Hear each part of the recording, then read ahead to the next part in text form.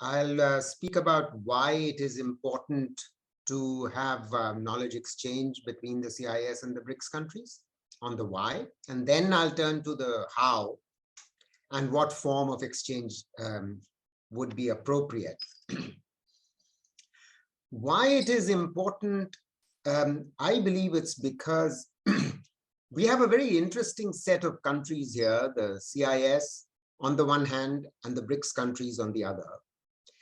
And what's remarkably similar is the fact that within the CIS, the 15 countries, you have considerable diversity. You have a high income country like Russia, and then you have upper middle income countries in the stans and in the other around the Caspian and so on.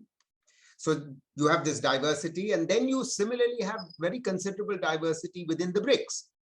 So you have the one high income country, which is Russia. There are 3 BRICS, which are upper middle income countries, and then you have a low middle income country like India.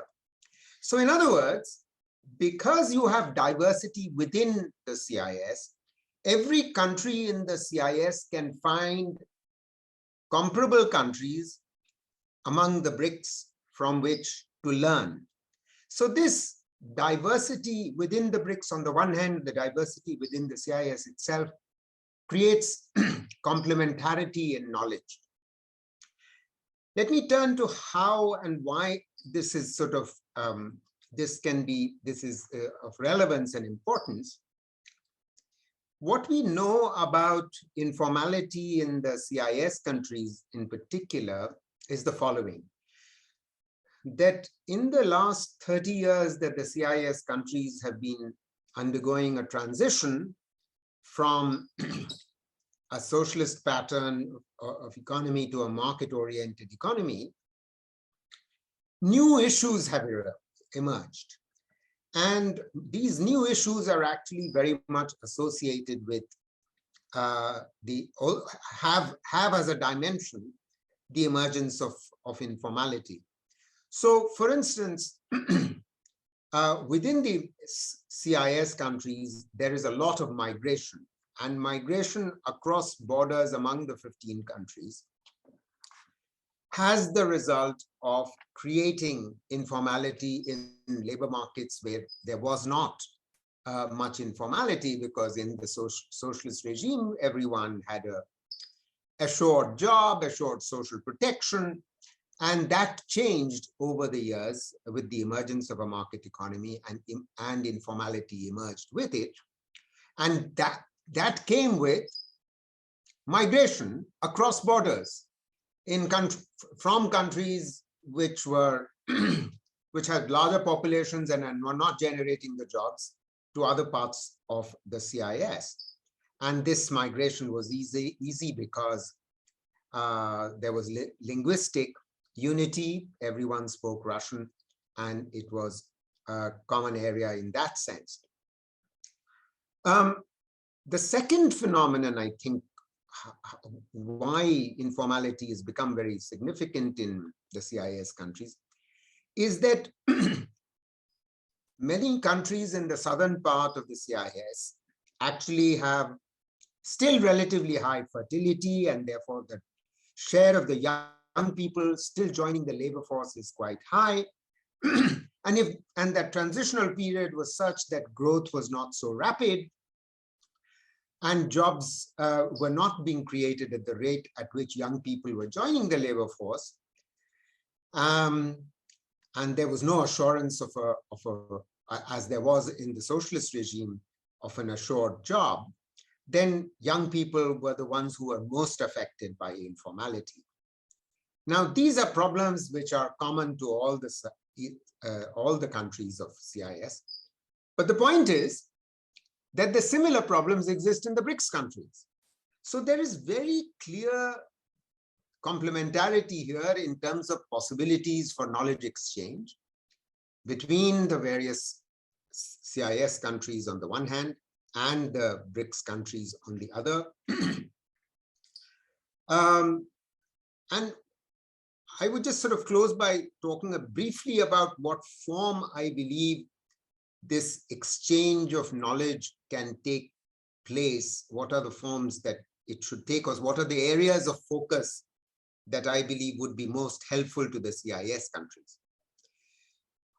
What we do know is that in the BRICS countries, there has been remarkable innovation and action in respect of providing social insurance. Because one of the downsides of the transition to the market economy in the CIS countries was people moved from assured jobs with assured social insurance and social protection to less availability of social insurance, while most of the BRICS countries always have had to deal with informality for long periods of time in their development process. So one of the things that many BRICS countries have been struggling with and have achieved actually quite significant success, as I'll give you some examples, is to provide quite quickly in the last decade or so more and more social insurance, which is of course a challenge that ILO has been facing, and ILO has been recommending it. So let me give you some examples from the BRICS countries, which many CIS countries would be interested in. For instance, child and family benefits based on non-contributory schemes have reached near universal coverage in Brazil and in Russia. And they've also reached a large part of the population in South Africa. And I think it would be interesting for experts in the CIS countries to examine these examples. Similarly, 4 out of the 5 BRICS countries have found ways to provide employment injury protection to a large share of workers, including a proportion of the informal workers in the informal sector. Similarly, in Russia and Brazil, persons with severe disabilities have universal access to social protection. I could go on. I'll just give you one more example and then I will stop. China has achieved, just let's remind ourselves, is a transition economy like the CIS countries are. And China in recent times has made, and while under the socialist regime, there was universal social protection, during the transitional period, many people lost social protection, as was the case with the transition economies of the CIS. But China has achieved universal social pension coverage in recent times. Now, that's a very good example that CIS countries, that experience needs to be looked at. And Brazil has achieved close to universal coverage for pensions as well.